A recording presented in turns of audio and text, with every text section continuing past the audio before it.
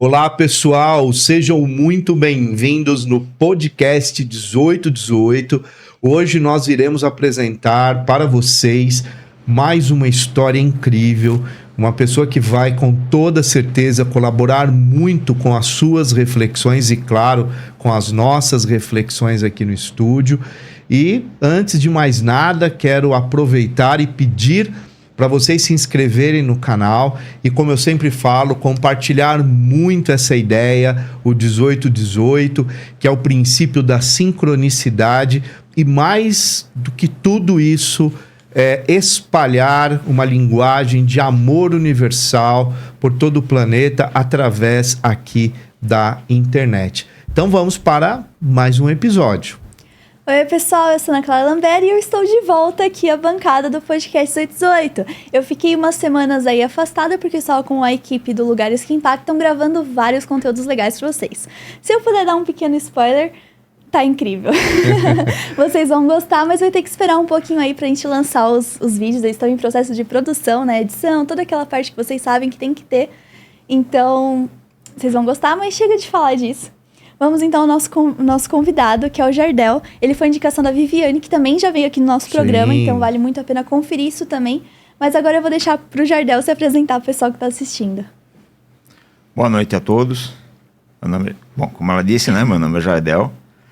Tenho 66 anos já e sou espírita kardecista. A gente não gosta muito de falar espírita kardecista, né, porque o próprio termo espírita já deveria definir a filosofia que eu sigo, que eu também não entendo muito como uma religião. É mais uma filosofia de vida em três aspectos, né? O moral, científico e filosófico. São os três tripés. Por conta da parte moral, acaba se entendendo como uma religião. Mas ela não tem a estrutura de uma religião. Então, por isso que a gente não gosta muito de falar religião. Mas, para se fazer melhor entendido, a gente acaba usando o termo espírita kardecista. Procuro aí exercer um trabalho de voluntariado junto com o centro espírita que eu frequento. Trabalho com passe, trabalho na evangelização e sou monitor de cursos. Muito além bem. de trabalhar em desobsessão também. Tá. Conversação com os espíritos. Com os espíritos. Jardel, fala uma coisa para nós que eu acho que é muito importante. Essa sua missão e essa sua vocação, missão, enfim, ela já foi despertada cedo, na sua infância, ou foi um processo que veio mais tarde? A sua família já tinha uma orientação espírita ou não? Como é que foi essa sua trajetória da sua infância até a sua idade adulta, né? Como que foi essa trajetória? A minha família era ligada à Igreja Católica. Eu cheguei a fazer a primeira comunhão. Mas era uma que a gente chama de católico não praticante, né? Tá. A gente ia na igreja, participava das quermesses, procissão a gente não ia. Mas fomos levando. Mas sempre minha mãe, principalmente minha mãe, ela sempre teve um pezinho ligado ao espiritismo. Porque tinha uma tia minha que ela recebia uma entidade. Então, de vez em quando minha mãe ia se consultar com ele. Depois, com o tempo, ela conheceu uma senhora ali em São Miguel. E ela estava sempre lá se consultando com ela. Cheguei aí uma vez ou duas, mas era pequena ainda, não foi nada. Depois, com o tempo, minha mãe começou a ir para a mesa branca. A mesa branca é semelhante ao kardecismo, mas não tem estudo. Tá. O trabalho é mais de desobsessão, mas sem essa parte do estudo. Ela foi na mesa branca e eu fui me aproximando desse lado. Pois com o tempo eu também comecei a frequentar a mesa branca, participei bastante tempo da mesa branca, até que um dia a gente estava fazendo o trabalho na nossa casa, mas por vários motivos precisamos encerrar o trabalho em casa. E aí, bom, e agora o que vamos fazer? Era eu, minha irmã, que é médium, e minha cunhada, que também é médium. Aliás, todos somos médios, né? Mas vamos usar o termo médium na acepção mais aceita, que é aquela pessoa que dá comunicação direto com os espíritos, que tem mais facilidade. Então, o que nós vamos fazer? Parado não dá para ficar. Aí conhecemos um centro espírita, ali no Jardim do Carmo, e frequentei lá há algum tempo. Ali eu comecei a dar algumas palestras, comecei a ser monitor de curso também. Depois, por vários motivos, acabei me afastando. Aí fiquei alguns anos afastado. Eu morava em Guarulhos, em Itaquera. Mudei para Guarulhos. Minha esposa também é médium. E eles falaram, bom, ficar parado não dá. Ele precisa arrumar um lugar. Tinha uma casa perto de nós, mas minha esposa foi lá e não agradou. Não se identificou. Não se identificou, exatamente. Certo. Eu também não cheguei a conhecer. Aí uma vizinha nossa falou, olha, tem um centro ali atrás do Hospital Padre Bento. Vocês não experimentem lá. Nós fomos. E eu me identifiquei muito com a casa. Isso foi em 2006, mais ou menos. 2006, 2007. E estou lá até hoje. Né? E aí, aos poucos, fui me familiarizando com os trabalhadores da casa. E fui me direcionando para os cursos. Né? E de lá para cá, é curso direto. Envolvimento quase 100%. que 100%. Eu estou aposentado hoje. Então a minha vida é ficar em casa, cuidar da casa enquanto minha esposa trabalha e o centro. E os netos, né? Não pode faltar. Não pode faltar. Na condição de vô, tudo é mais tranquilo, né? Porque a educação os pais que dê, né? Sim. O avô e a avó servem pra adoçar, né? Estragar, né? Tu fala assim, tem que estragar, vô e vó estraga filho, né? Mas vocês já educaram os filhos, né? Já. E esse trabalho espiritual, como que você encara? Como uma missão? Como algo que te traz evolução também? Como que a doutrina espírita ela define esse trabalho voluntário, esse trabalho que é de muito amor, né? Porque é o seu tempo, o tempo é muito importante para nós. Não estou falando o tempo do capital, estou falando o tempo humano, né? O tempo é muito importante para nós.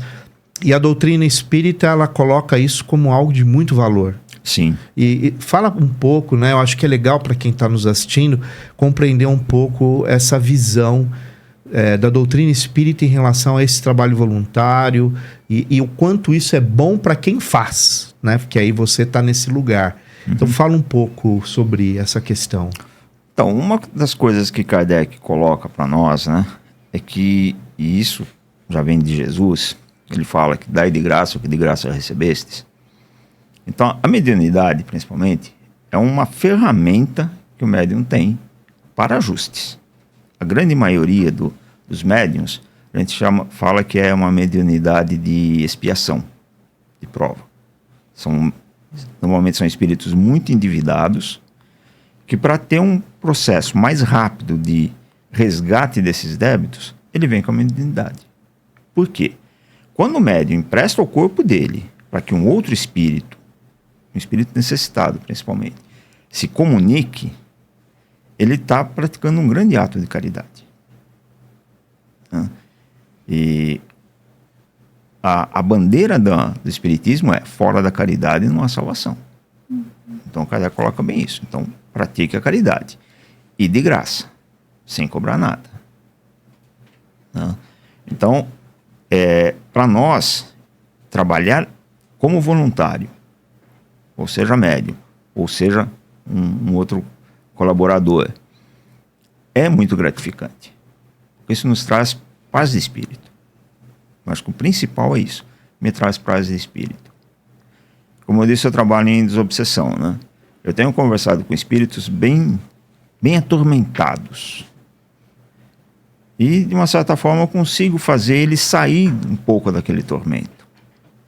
Tenho tido relatos que quase me faz chorar. Eu não sou muito fácil de chorar, mas se eu fosse mais fácil, eu sairia chorando da sala. Porque realmente é muito emocionante um espírito ele conseguir se libertar daquela cristalização, daquele processo que ele está, porque aconteceu alguma coisa com ele que aprisionou ele naquilo lá.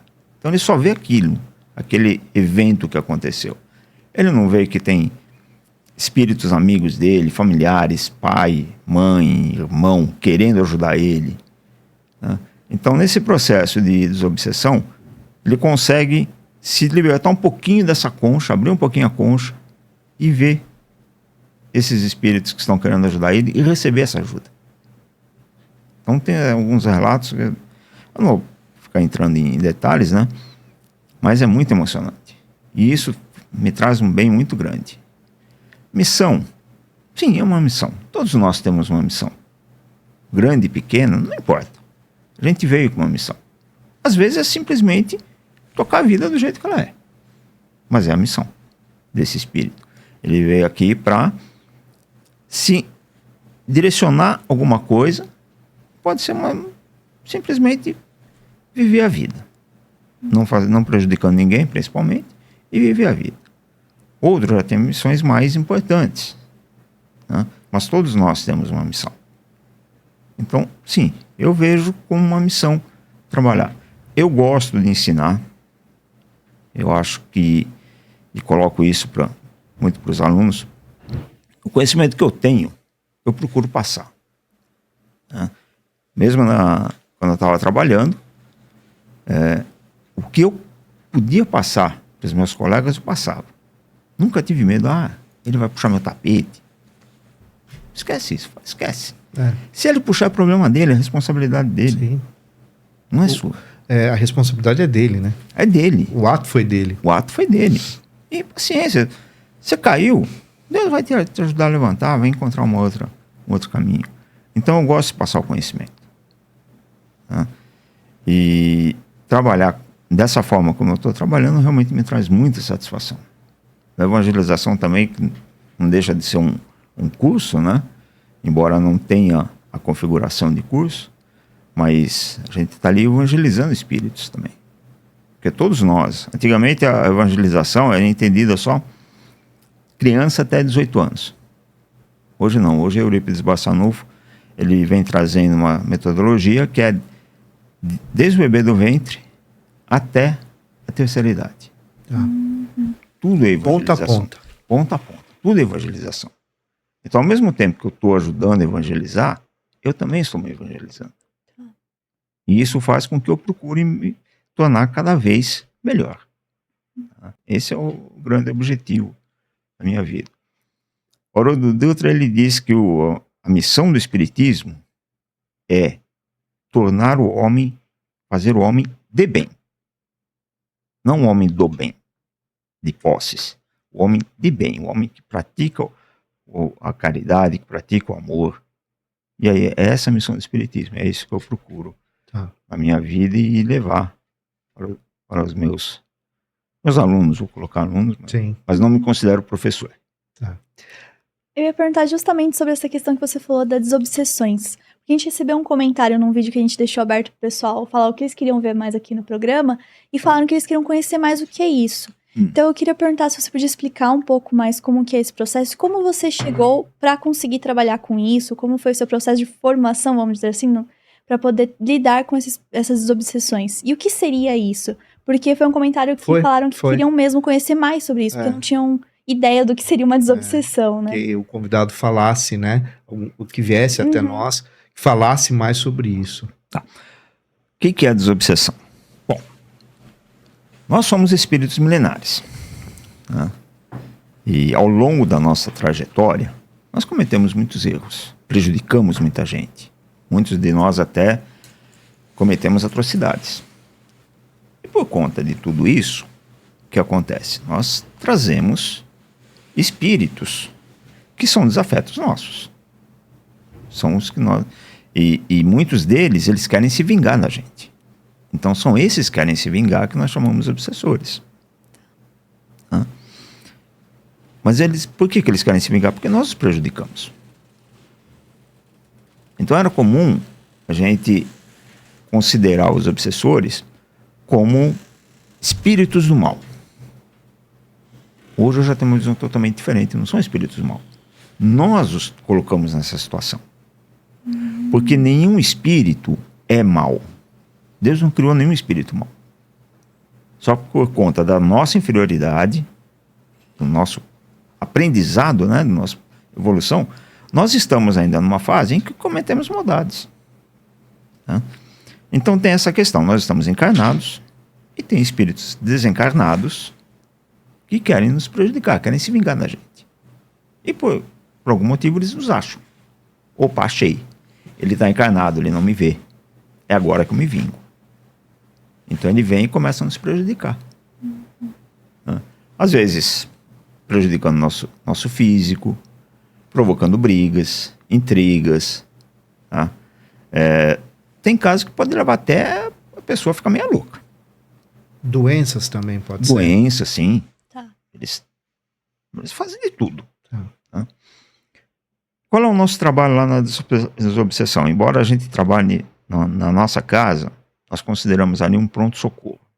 Então é atendimento rápido. Uma desobsessão mesmo pode levar meses. Né? No livro Diálogo com as Sombras, o autor ele narra desobsessões que levaram meses.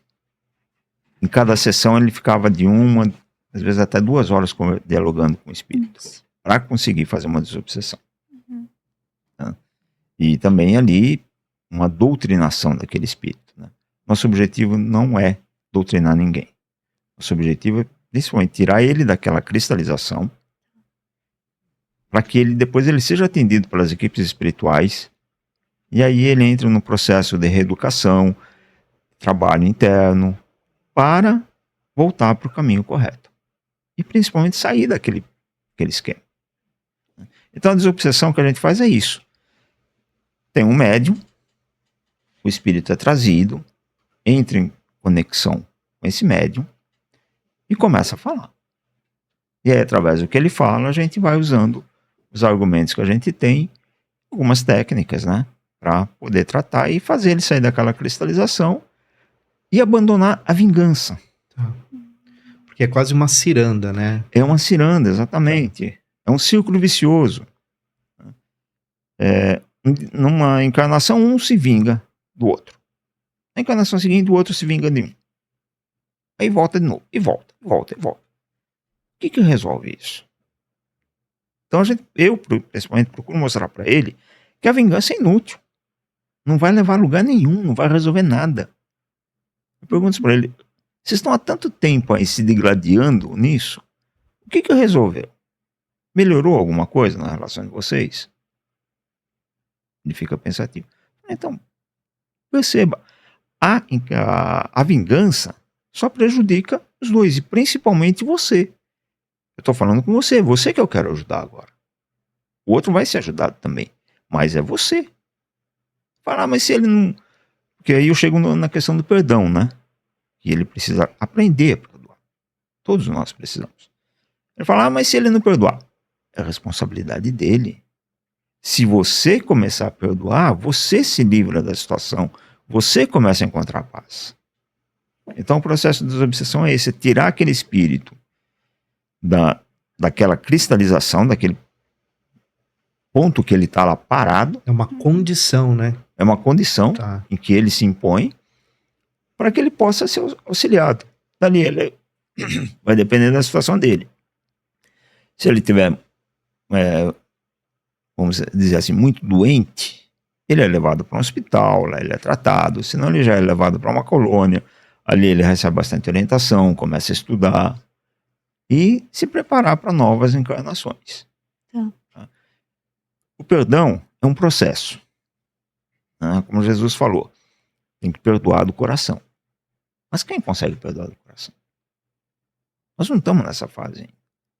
Mas se a gente não começar a dar os primeiros passos, que seja, eu perdoo, mas não quero mais ver. Eu perdoo, mas eu aqui, ele lá. Mas de tanta gente falando isso, vai entronizando, e uma hora a gente acaba perdoando o coração. É um processo. Mas tem que dar os primeiros passos. Para escalar uma montanha, eu tenho que começar a escalar os primeiros metros. Eu não vou dar um pulo lá em cima da montanha. eu tenho que galgar ela passo a passo. É o processo do perdão e de tudo, né? De tudo na nossa vida. É esse processo. Sim. Sim. Então é isso que a gente procura fazer. E além do que, eu deixo bem claro para ele, você perdoar não vai tirar a responsabilidade do outro. Porque ele infringiu leis de Deus. E no fundo, é perante essas leis de Deus que nós temos que nos reparar. Então Deus vai providenciar situações para ele que ele vai ter que reparar os erros dele. Assim como todos nós. Mas você fica em paz. E através daí ele consegue então aceitar a ajuda. Pelo menos naquele momento.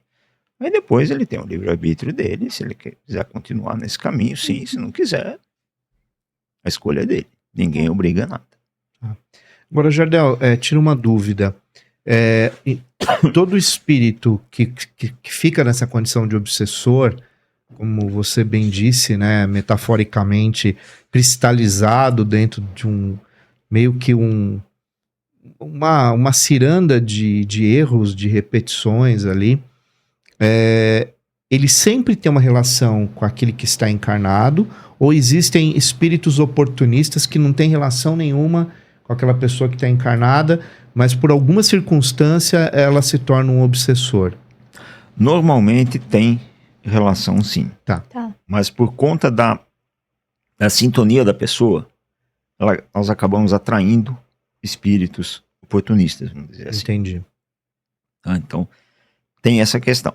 Mas os mais complicados são aqueles que estão Que em tem relação. um propósito, Que vai. tem um propósito. Ele tem um propósito muito claro, que é ficar ali obsidiando a pessoa ali e trazendo essa perspectiva, né, Sim. de vingança, né, que seria a palavra. Exato.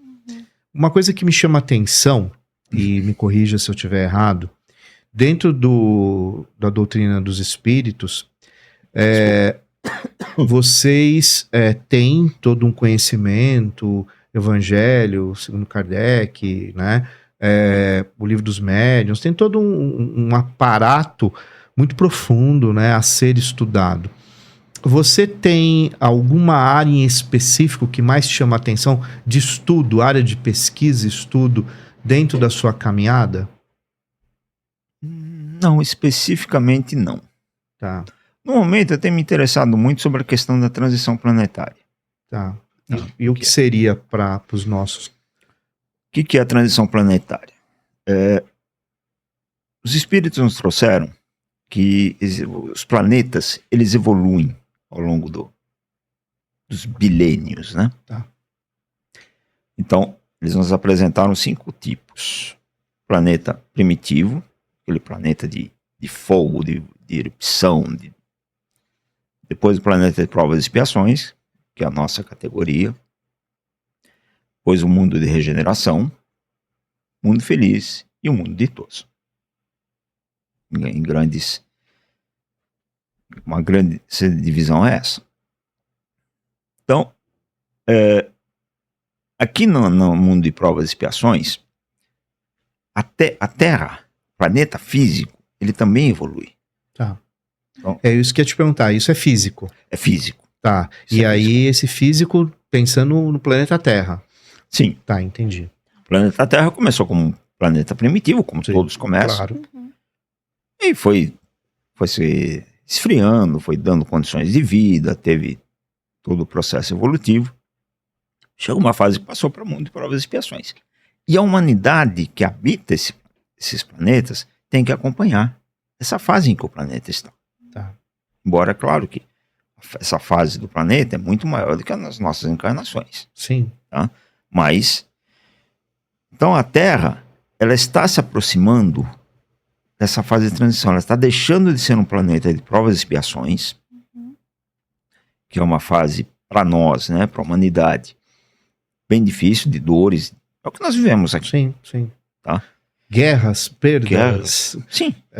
maldade, o valor da moeda, né? Tudo. Ah. Tá? Para ser um mundo de regeneração. E para isso, é feita uma seleção dos espíritos. Porque hoje, se a gente analisar a massa da humanidade, nós temos espíritos já com uma boa evolução, aí entra a questão moral sempre. Quando a gente fala em evolução no espírito, é a evolução moral. Porque tem também a intelectual, mas ela não traz, a evolução intelectual é necessária, mas ela não traz evolução.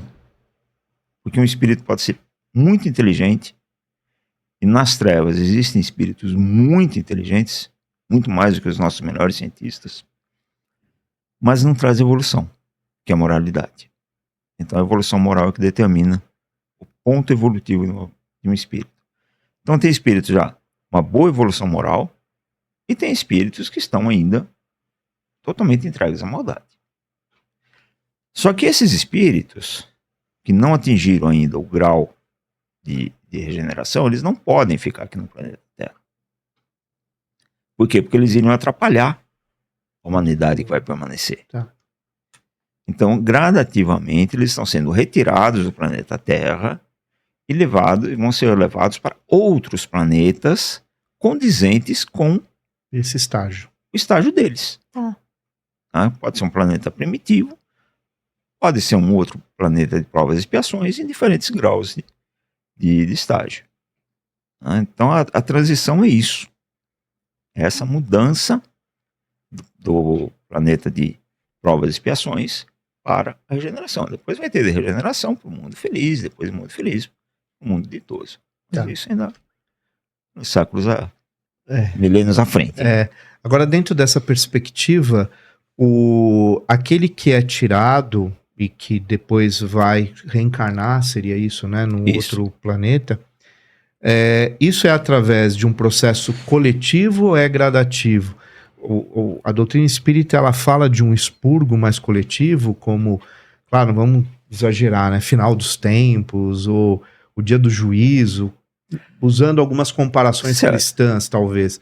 Mas o que a doutrina espírita fala sobre isso? É um processo gradativo ou haverá a possibilidade de algo maior, de uma monta maior, que vai levar muitos espíritos ao mesmo tempo? Os dois. Os dois. Os dois. A pandemia tem alguma relação nos estudos da doutrina? Tem. A pandemia ela teve uma função educativa, porque a espiritualidade viu que a humanidade estava chegando num estágio em que uma das opções seria uma guerra global.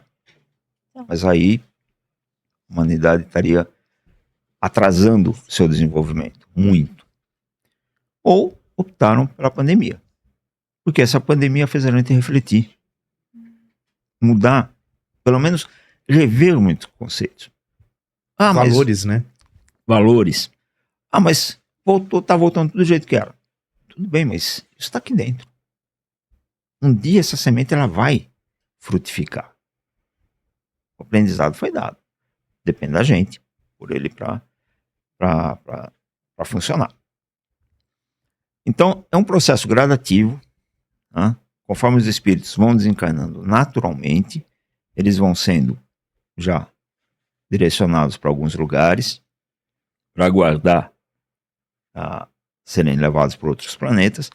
E tem também os desencarnes coletivos, que a gente chama. Tsunami. Desencarne grande coletivo. Terremoto. Então esses espíritos, eles não estão lá por acaso. Eles já vieram preparados para desencarnar ali em conjunto. Então todos eles vão embora. Depende da evolução de cada um, mas eles precisavam passar por aquilo. Um evento desse não acontece do nada. Não, aqueles espíritos foram preparados. Cai um avião, por que tem passageiros que perdem o voo por causa de um farol fechado? Porque não era para ele estar naquele avião.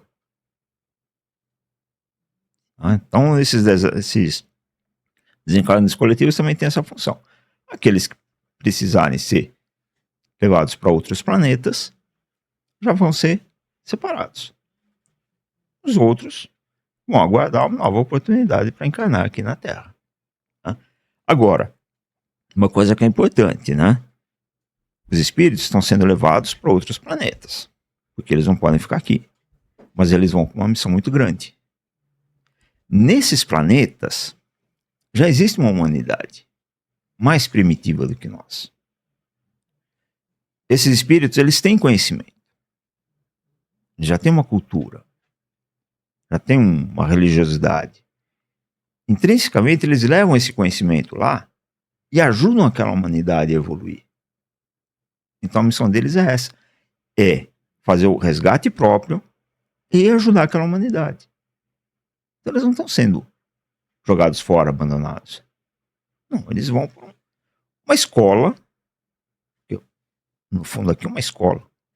Eles vão para uma escola adequada ao nível evolutivo deles e vão ajudar aqueles alunos que já estão lá.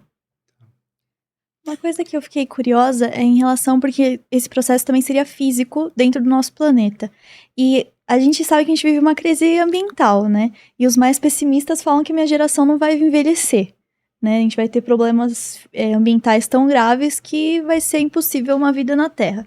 Existem estudos dentro da doutrina kardecista sobre isso, sobre a questão ambiental, e como que essa parte física mesmo do nosso planeta estaria influenciando as almas que estão aqui, os espíritos que estão aqui. Então, eu vejo assim. Nós temos a responsabilidade, sim, sobre o clima. Mas não toda a responsabilidade. Porque como o planeta ele está nessa fase de mudança, de nível evolutivo, ele tem que se adequar para a nova humanidade que vai vir aqui. Então, muita coisa do que está acontecendo, terremotos, tsunamis, o próprio degelo dos polos, global, aquecimento global, já fazia parte do planejamento espiritual. Mas nós, com a nossa atividade, nós aceleramos. Então temos responsabilidade. Mas não somos tão poderosos assim para mexer tanto com o planeta. Então tem as duas coisas. Tá? Isso mexe sim, tem a ver com a nossa... com a humanidade que vai ficar aqui, porque ela vai ter que se adaptar. Então, aqueles que ficarem, porque assim, né? Quem vai ficar não é santo. Estamos longe disso. Mas, hoje nós temos assim, eu tenho a minha maneira de ser, tenho o meu pensamento, só que tem espíritos que ainda não gostam de mim e que querem me prejudicar. Então, se eu dou uma bobeada, eles chegam e falam, faz isso, faz aquilo, prejudica isso, prejudica aquilo. Pra quê? Pra eu me prejudicar mais. Por conta das minhas falhas, das minhas inferioridades. Se eu permanecer aqui no planeta Terra, eu vou continuar do jeito que eu sou.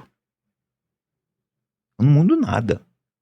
A única diferença entre nós encarnados e nós desencarnados é que nós temos uma gama de conhecimentos que não é necessário nesta encarnação que fica obscurecido. Tá? Então eu posso ser muito bom em astronomia, por exemplo, mas não é o meu foco nesta encarnação. Então esse ponto fica obscurecido.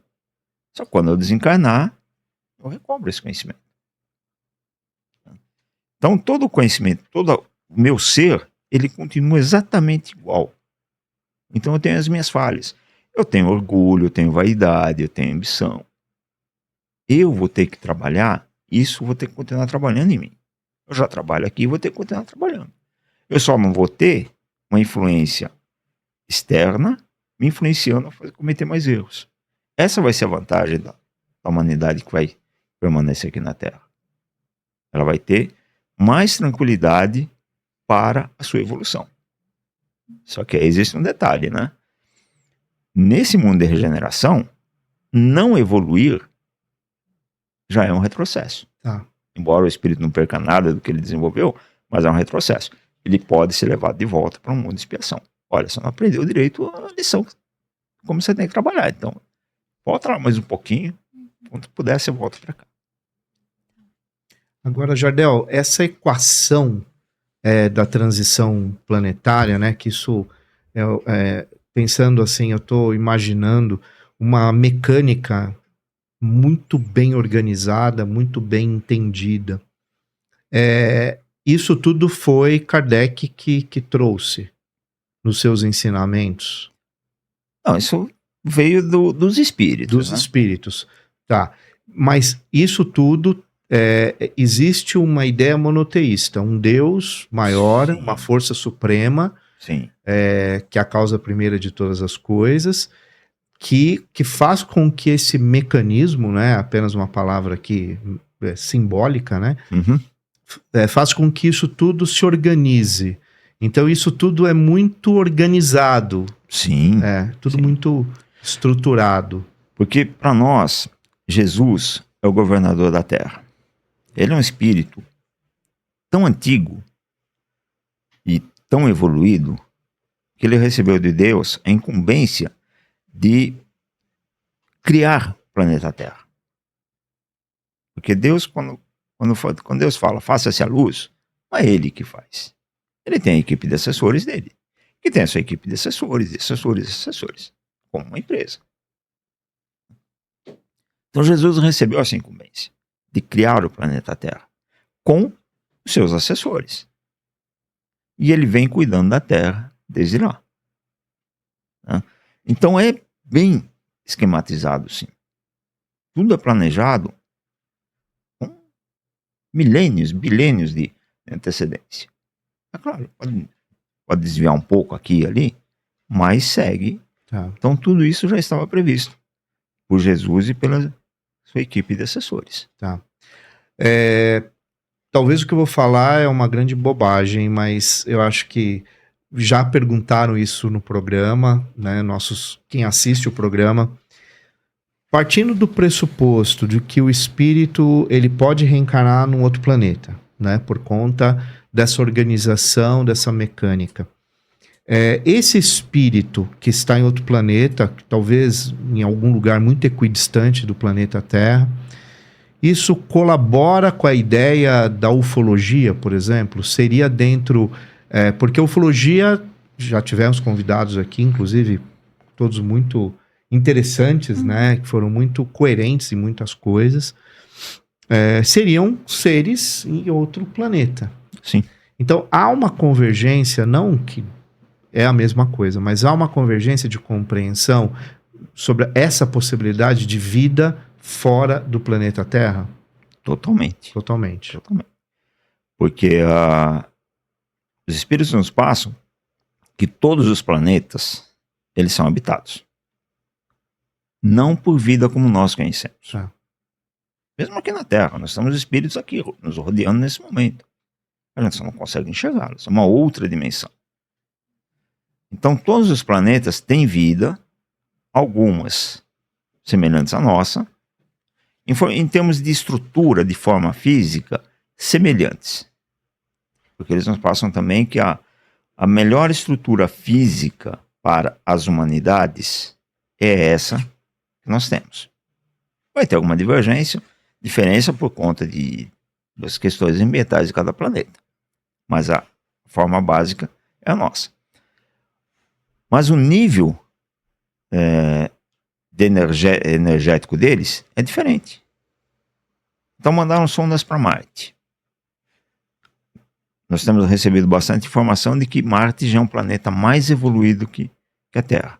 Aliás, a Terra é o planeta menos evoluído do nosso sistema. Por que não acharam vida lá? Porque eles estão em um outro nível energético. Que os nossos instrumentos não conseguem captar. Seria outra dimensão? Não, uma outra dimensão propriamente. Dimensão a gente trabalha mais na questão do tempo, né? Dimensão tem a ver com o tempo, enfim. Sim. Não seria outra dimensão, não. É a mesma dimensão, só que o nível energético é diferente. Tá.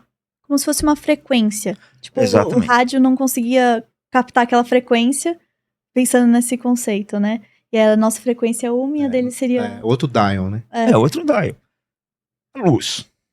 Nós enxergamos uma gama de luminescência. Mas outros animais, o cachorro enxerga mais do que a gente, mais cores do que a gente. Tá? Então é mais ou menos isso. São outras faixas de frequência que eles vibram e que nós não conseguimos captá-los. Assim como os espíritos que estão ao nosso lado aqui. Eles estão numa outra faixa de frequência. Mas vivem junto com a gente, nos influenciam, são influenciados por nós. Existe uma troca. Isso é uma simbiose. Hoje, lá no centro, né, na casa de vocês, que é até legal depois deixar endereço, né? O que mais vocês recebem? Porque estamos encarnados num mundo, como você mesmo disse, de provas e expiações, Sim, e a gente é testado todo dia, com né? certeza. Em várias estruturas do nosso corpo físico, mental e espiritual. O que que você hoje, como não só um voluntário, um trabalhador numa casa espírita, mas vocês estão recebendo? São pessoas acometidas por síndromes, doenças físicas? O que que você, como hoje, pessoa, vem sentindo na nossa sociedade? Olha, normalmente quem procura um centro espírita, ele está mais voltado para o lado espiritual. Então, são mais síndromes. Tá, Também atendemos problemas físicos. Tanto que nós temos um trabalho lá de fluidoterapia, que é a cirurgia espiritual. Então as pessoas vão lá também para buscar a cura. cura. Se vai ser curado ou não, é outra questão. Não Sim. depende da gente. Nós vamos fazer o nosso melhor trabalho. Mas aí depende de fatores externos a nós e não estão sob o nosso controle. Mas a gente tem o trabalho. E muitas pessoas são curadas. Né? Então a maioria que procura lá realmente é problema emocional, problemas obsessivos. Só que aí é que entra a grande questão, principalmente na questão da obsessão. Se a pessoa não se modifica seus hábitos, sua maneira de ser, sua maneira de pensar, não vai adiantar nada. A gente tem um tratamento espiritual, passa a orientação para a pessoa, mas ela tem que se modificar. Eu tive um caso, foi relatado por uma aluna minha. Eles estavam frequentando, estavam trabalhando em uma outra casa, e aí escondeu fazia a conversação com o espírito, foi atender um espírito. O obsessor chegou para ele e falou: olha, eu cansei, eu estou indo embora. Isso quebra qualquer um, porque a gente espera o espírito vir revoltado. Aí o dirigente falou assim: mas peraí, eu não entendi, me explica essa história. Ele falou assim: não, você sabe que eu já vim aqui muitas vezes, por conta de uma senhora. Aí eu venho, você conversa comigo, você me explica um monte de coisa, eu concordo com você, eu vou embora. Só que ela continua xingando, ela continua esbravejando, ela continua fazendo isso, fazendo aquilo. Eu fico com raiva e volto. E aí começo a infernizar ela volta pra cá. Já foi tanto vai e volta, que agora eu cansei. Eu vou seguir meu caminho. Ele, em suma, ele se irritou com a própria pessoa encarnada. Se irritou com a pessoa encanada. Falou: agora é problema dela. Eu tô indo embora, eu vou buscar o meu caminho. Foi o que eu falei. Ele começou a entender que ele tem que se libertar da situação. E aí, ele, inconscientemente, ele começou a trabalhar o perdão para o que ela deve ter feito para ele. E aí ele está buscando a evolução dele. Só que ela não mudou o pensamento dela. Ele falou: eu estou indo embora, mas vai vir outro. Por quê? Porque o pensamento dela vai atrair. A nossa sintonia, nosso pensamento é poderoso. Então o que eu penso, eu atraio. Eu vi uma mensagem hoje que diz assim, uma historinha do Chico Xavier. Que um dia o Chico caiu na casa dele. Aí o Emmanuel apareceu e falou: Chico, agradece. Mas, mano, eu caí. Agradece, Chico. Tá bom. Eu agradeço pela queda, agradeço pelo ar, agradeço por isso, por aquilo. Passou o dia, ficou tranquilo, passou o dia. No fim do dia ele chegou para o Emmanuel: Emmanuel, mas por que eu tive que agradecer? O Emmanuel falou: olha, a receita não é minha, a receita já é de Paulo. De tudo dai graças. Tá bom, Emmanuel, mas eu caí, por que eu tenho que agradecer? Sabe o que é, Chico? Tinha um grupo de espíritos que queriam prejudicar você. tá difícil de chegar perto de você. Mas eles conseguiram um jeitinho de te fazer cair. Na esperança de que você começasse a se bravejar, começasse a reclamar. Se você fizesse isso, eles teriam mais acesso a você. Então o que a gente tem que fazer? Procurar sempre nos manter elevados. Para não ter esse tipo de problema. Porque a gente está assediado de todo lado. Aquela história do anjinho bom e do anjinho ruim existe. São influências positivas e negativas ao mesmo tempo. Qual a gente vai seguir? Depende da gente. Aí entra no livre-arbítrio. Aí entra o livre-arbítrio. O Emmanuel não era fazer nada. Se o Chico falasse, não, eu vou reclamar. Tá bom. O Emmanuel não ia obrigar ele. Porque, vamos colocar, a lei não interfere. Não. Na verdade, o livre-arbítrio é seu. Sim. Então, a regra do jogo tá posta. Se você segue ou não, é mais ou menos isso. Agora, você me falou uma coisa, Jordão, que me chamou a atenção. O caso anterior que você cita da mulher e do espírito. De fato, é um processo mútuo de evolução. Então, Sim. Porque é tanto para a pessoa que está encarnado, quanto para o obsessor. Sim. Então, é um processo de compreensão de ambos, né? Exato. E uma libertação de ambos. Porque quando há uma compreensão mútua, a transformação ela vem por consequência, né? Sim. Então é um processo bem interessante. Claro que você já deve ter visto muitos casos assim que deu certo, né? Que deu muito certo, né? Sim, a gente não acompanha depois, né? Tá. Mas a gente entende que sim. Tá. Agora uma pergunta, como que a pessoa descobre que ela tem um obsessor? Não que a gente quer fazer tipo uma lista igual ao Google, que você tem uma dor de cabeça, ai meu Deus, eu vou morrer. Não isso, mas como que uma pessoa poderia descobrir que ela tá passando por esse processo de obsessão? É porque até leva tempo, né? Tem pessoas que ficam anos, Sim, né? sim. Então, a pessoa descobrir. Agora, você tá com dor de cabeça, você toma remédio, vai fazer exame, mas não consegue descobrir pela parte física, no centro. Ali eles vão te avaliar, vão fazer uma entrevista, a gente faz uma entrevista com a pessoa, orienta e busca o tratamento. Só que aí a gente foca. Você tem que estudar.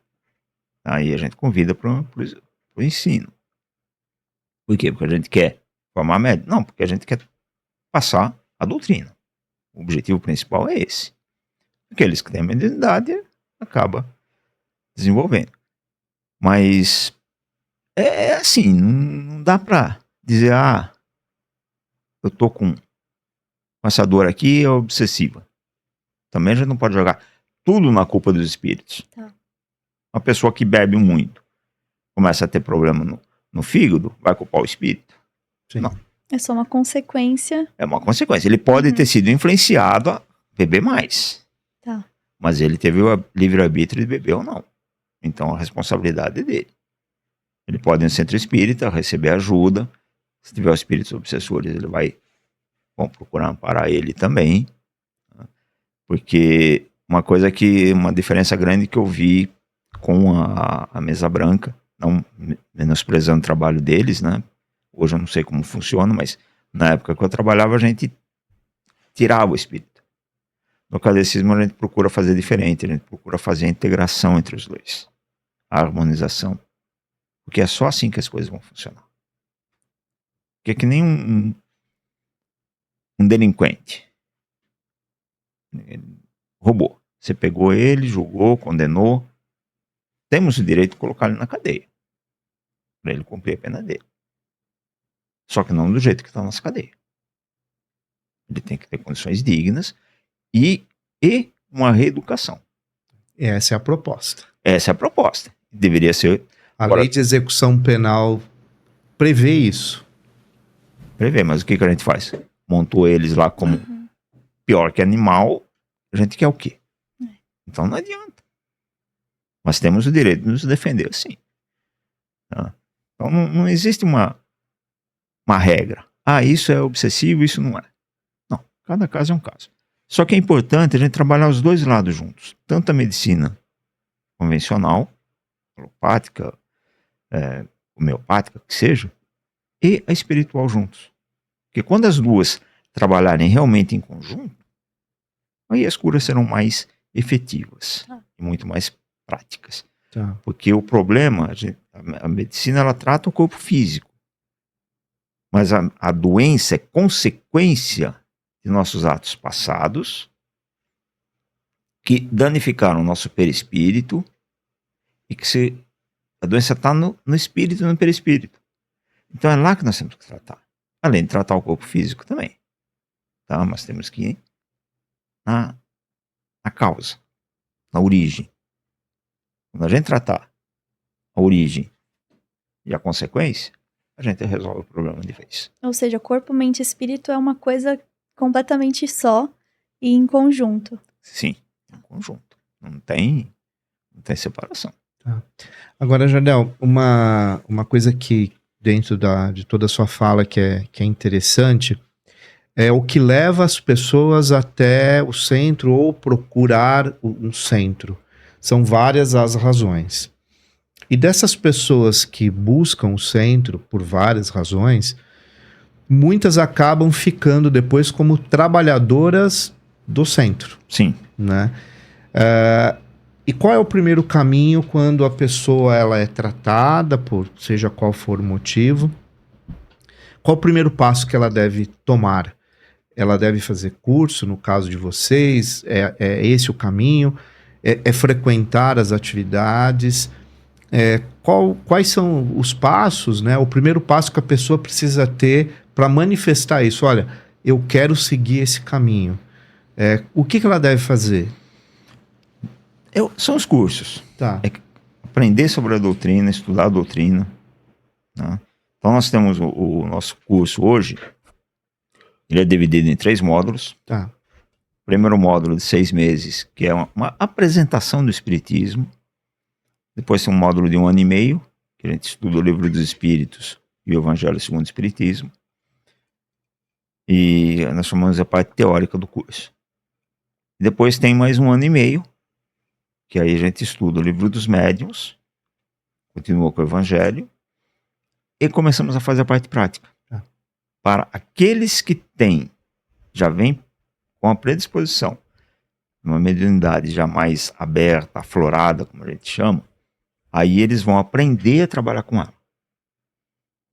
Porque tem muitas pessoas, no passado foi mais complicado, mas hoje ainda existe, que são taxadas de loucas, mas não são loucas, elas são médiuns que não estão trabalhando a mediunidade. No passado, muitas dessas pessoas... Manicômio. Um absurdo. E ali acabaram ficando loucas mesmo, pelos tratamentos que tinham, que era choque. Eletrochoque. Sim. Hoje a gente acha um horror o eletrochoque, né? Mas eu estava vendo uma reportagem, tinha uma base científica. Hoje ainda, em alguns lugares, para algumas terapias, ainda tem, é claro, muito diferente do que era naquela época, né? Mas ainda é usado em algumas terapias. Não, mas tem uma base científica para isso. Né? Então as pessoas são levadas para lá e acabam ficando loucas realmente. Mas não, se tratar de mediunidade, começa a trabalhar com ela, aprende a trabalhar com ela, começa a trabalhar, a pessoa leva uma vida normal. Né? Caso do Divaldo. O Divaldo também quase foi parar no manicômio. O Divaldo, eu não sei, obviamente, né, muito sobre a biografia dele, mas eu já tinha visto que ele teve sérios problemas de compreensão, né, no início, porque era muito exacerbada a mediunidade dele e não era aceita, né? Não. Dele, do Chico Xavier também. Teve problemas. É que eles são de outro tempo também, né? Hoje, como você bem disse, infelizmente ainda tem casos por aí, mas é muito mais acessível e aceito socialmente do que era há 30 anos atrás, né? E não precisa ir tão longe, não. É coisa de 30, eu lembro bem. Assim, as coisas eram mais complicadas, era muito marginalizado, né? Tudo que ligava à espiritualidade fora de algumas instituições tradicionais, né? Era sempre muito mal visto. Sim. Teve lugares que chegou a ser proibido. Proibido, né? Você falou dessa... as pessoas não aceitarem, né, do preconceito. O nosso centro, ele começou a casa, nós estamos começando a construída na década de 50. Foi construída na década de 50. Teve vezes que eles levantavam durante o dia, as pessoas iam lá e derrubavam A parede. Derrubavam a parede. Bom, isso na década de 50 do século passado. Só lá não. Eu trabalhava com uma monitora aqui na nossa casa, que ela era do Nordeste. E na cidade dela tinha um grupo lá que estava querendo construir uma casa, acontecia a mesma coisa. Eles levantavam de manhã, de noite o pessoal ia derrubar. E isso aqui é 8, 10 anos atrás. Que absurdo. A intolerância religiosa ainda é muito. É um problema.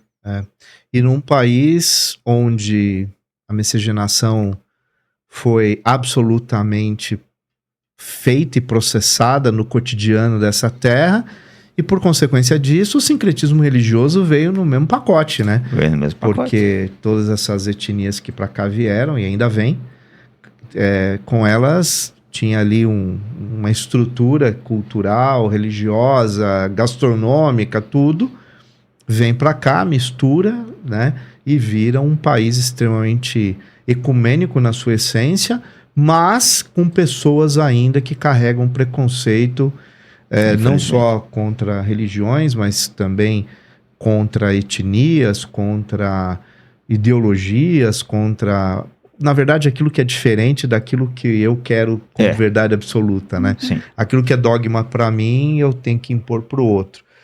Que é o erro do passado, né? Os erros do passado que eles teimam ainda de vez em quando aparecer.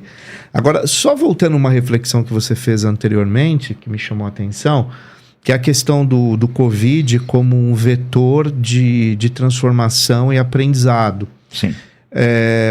E pensando sobre isso, eu estava aqui raciocinando, ao contrário até da Segunda Guerra Mundial, que foi a guerra de maior amplitude, né, de território, o Covid foi a única coisa que de fato atingiu todos na pele. Sim. De norte a sul do mundo, do planeta, e de leste a oeste. Porque pensem, a guerra ela pode nos afetar, mas é através da economia, através de questões hoje mais econômicas, mas também tecnológicas, enfim. Só que o Covid estava em nós. Não importa se você estava na África, na Ásia, na Europa. Então não tem como, eu fico pensando isso, às vezes eu me questiono, né? O que se aprendeu com tudo isso? Porque a gente ainda continua vendo vícios antigos, né? Do egoísmo, da falta de tolerância, do ódio, que está muito ainda exacerbado, né? A violência, enfim. Então eu acho que é uma coisa que a gente ainda tem que refletir mais enquanto sociedade, enquanto ser humano, né? Porque o aprendizado que eu andei usando o termo fator Covid aí, ainda tem muita gente que parece que não compreendeu a mensagem que esse negócio trouxe para a humanidade. Exatamente. Porque aí eu vejo assim, né? Quando nós estamos ali na evangelização, quando eu estou nos cursos, sendo monitor, eu digo que eu estou plantando uma semente. O que nós fazemos com os nossos filhos? Os bons exemplos que a gente dá para eles. Os maus também. Mas a gente procura dar os melhores exemplos, procura direcionar eles bem. A gente está plantando uma semente. Só que cada espírito é individual. O nosso filho, ele já tem uma história de vida espiritual.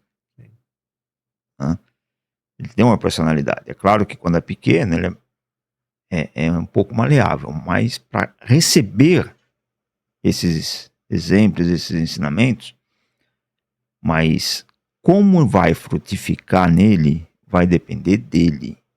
Porque a partir dos 18 anos, em regra, o espírito assume total responsabilidade sobre ele nesta encarnação. E a partir daí, tudo que ele recebeu, do 0 até os 17, até desde o ventre, né? Desde o ventre até os 18 anos, ele vai usar da forma dele. né? Porque ele já tem a personalidade dele. Então o Covid é a mesma coisa. Você falou que foi para todo o planeta.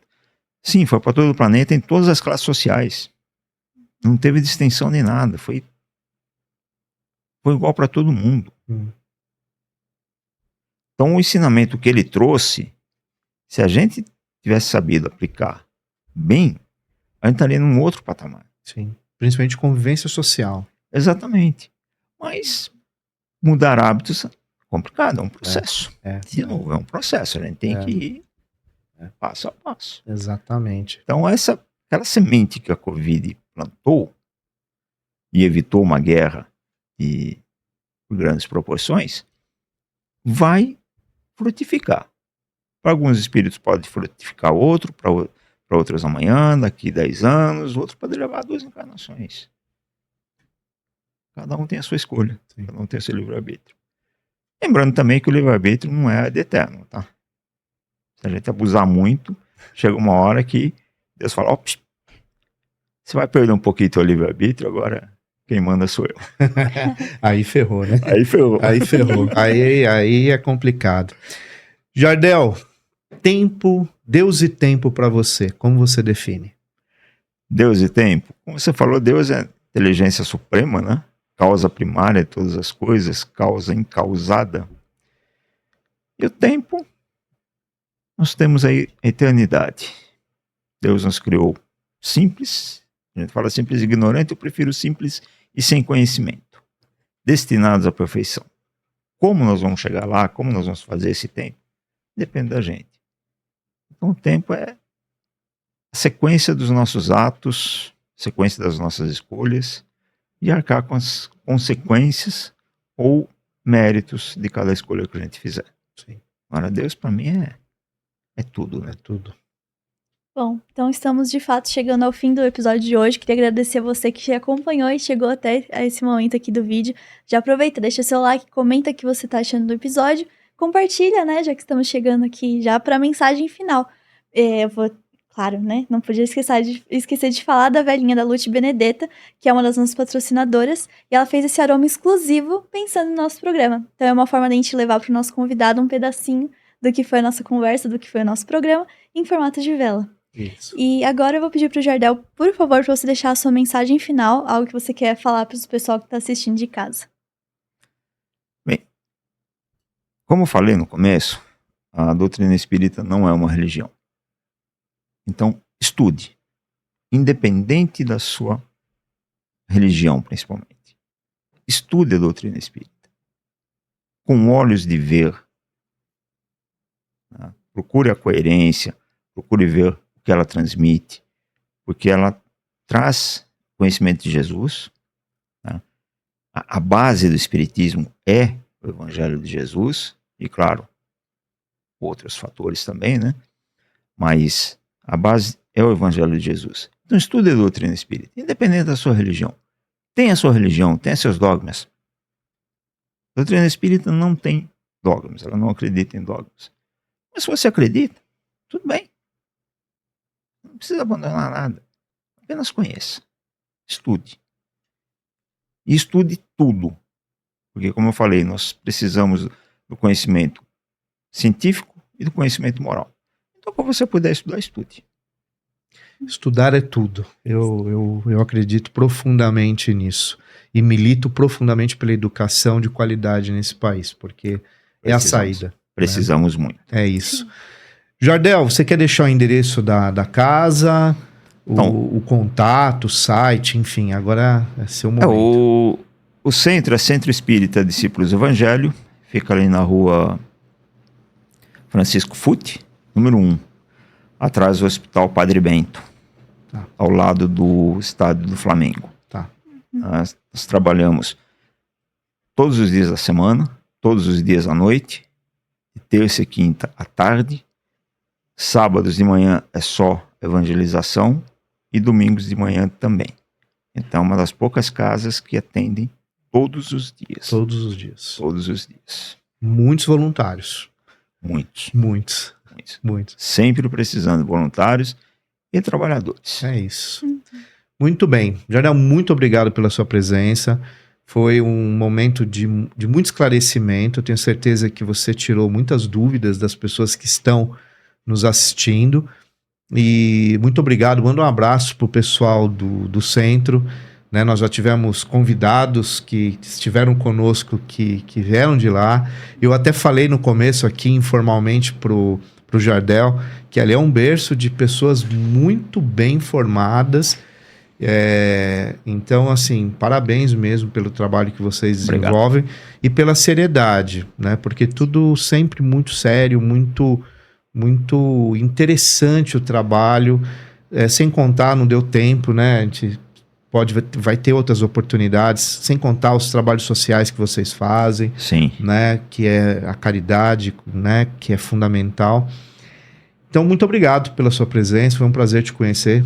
Eu que agradeço a presença, o convite de vocês, estar participando desse podcast aqui foi, legal, para mim, uma experiência nova. Legal, muito obrigado. Muito bom.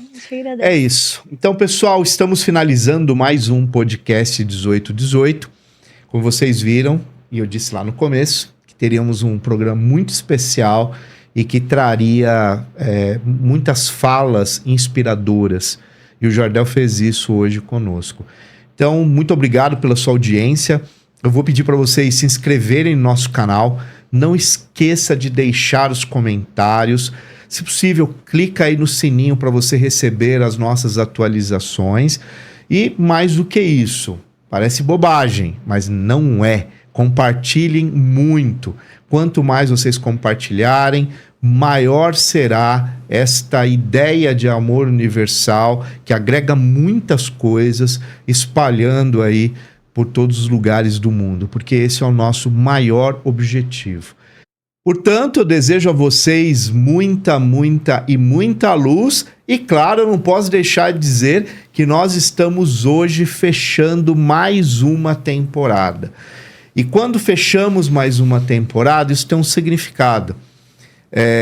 E esse significado significa vitória. Ou seja, nós conseguimos tocar mais uma temporada do 1818 com os nossos colaboradores, apoiando o nosso projeto. E não tem como não falar sobre eles, que é a Bacarim English School, a RPA Produções e a Noesis, que é um espaço, um portal de psicólogos que atendem brasileiros fora do Brasil. E como a Ana já citou, a Lute Benedetta. Então não tem como não agradecer essas pessoas e também aqueles que colaboram conosco e que não querem que a gente cite aqui. Então, muito obrigado a todos vocês. E o próximo programa já vai ser o programa 71, salvo engano, 71. Esse é o 70, Jardel. Você é o convidado 70 do 1818, né? Então, não sei se esse número significa alguma coisa para você, mas nada é por acaso nessa vida. Não. E o próximo programa vai ser o programa 71. Então, mais uma vez... E não só isso, mas agradecer quem tá acompanhando a gente desde o começo, né? Porque é muito... Temos fiéis aí. Nem eu ia me aguentar falando 70 episódios e o pessoal, né? A gente tem que agradecer o pessoal que tá... E assim, fazendo uma pequena brincadeira, né? Não somos igreja, mas temos muitos seguidores já, né? E o pessoal tá seguindo o 1818, comenta, fala, puxa, eu gostei muito da ideia de tal convidado, do outro, o pensamento, e é isso que a gente quer, né? Trazer pessoas com qualidade, com conteúdo, com uma convergência, com amor universal, solidariedade, uma sociedade com equidade e tudo isso. Então, muito obrigado a vocês nesse fechamento de mais uma temporada e vamos para tantas outras. Então, fica aqui um grande abraço do amigo Marcelo Lambert e vamos para o próximo episódio logo, logo.